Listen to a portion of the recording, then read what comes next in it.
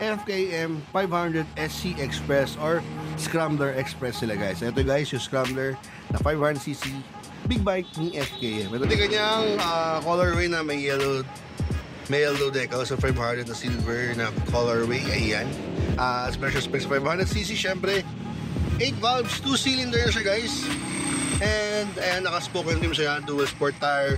Then meron siyang tuka kasi nga Scrambler type siya. Then ito yung headlight, ayan. So pagkakaiba ng Scrambler sa Cafe Racer. So ayan, so sa ibang vlog natin yung Cafe Racer na yan.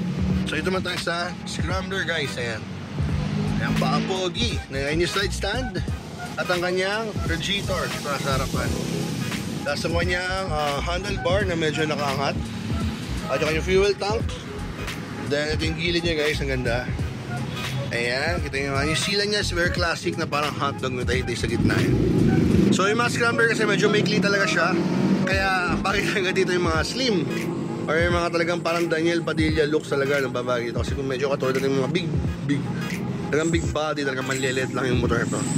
And may hirapan yung ating angka. So mas maganda talaga ito for single. Kasi pag parang payat yun, maganda talaga. Kasi nga maikli yung silya niya. Ganun talaga forma ng mga Scrambler type. So ito yung tsura ng sa likod guys, napakapuwapo, ayan. And ito kanya yung funnel. Hindi na siya analog, so ano siya, TFT or LCD. Ayan siya guys. Hindi siya activated eh. So ito yung tsura ng susi niya, ayan. Susi, then yung susian niya. Then ito yung tsura niya pag nakasakay ka, yung handle. Yeah. Ayan, so adjustable pala yung suspension. Ayan. Then, ano ba meron dito? May flasher, adjustable na clutch lever, hazard, signal lights, busina, lagay na side mirror. Then, may charging port, USB. Then, syempre yung stem, ito yung FKM na logo. Ayan, tapos, nakaharap sa'yo yung handlebar. So, hindi ka masyadong yuyuko. Kaya, straight body ka lang dito. Ayan. Kasi ganda ng tank nyo. Iikot. Susiyan mo lang. Then, syempre, front brake, adjustable lever pa din. Then, kill switch, patay ng ilaw. Ay, hindi, high beam, low beam to.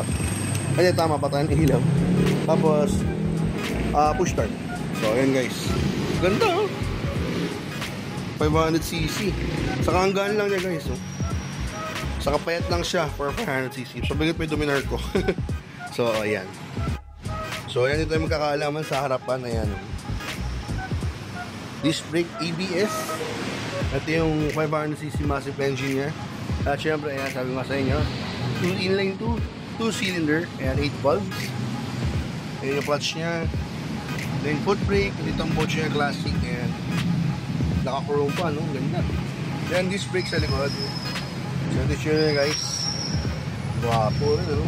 Then may cover na rin yung kanyang brake oil reservoir sa likod, air brake oil reservoir. Then titapakan ng angkas. Ayan. So yun siya guys. Guwapo. So ito yung kanyang headlight. Tapos yung daytime running light guys, ayan. Ito, yung puti. Ewan kung pagsama yung north, east, west, south. Tapos yung ang cute no signal lights. Tapos sa inverted fork rin pala siya, yung mataba na. Ayun, ganda. So ito guys, yung kanyang ito guys, si FKM Scrambler 500 or SC Express 500. Ayan. So sa mga mahilig mag-Scrambler, mga old school, classic bike, bagay na bagay dito. Bagay na bagay ang leather jacket mo dito. Ayan. Kasi ba itong on and off-road ba? Kasi nga naka-dual sport tire. So agwapo talaga. FKM XC 500.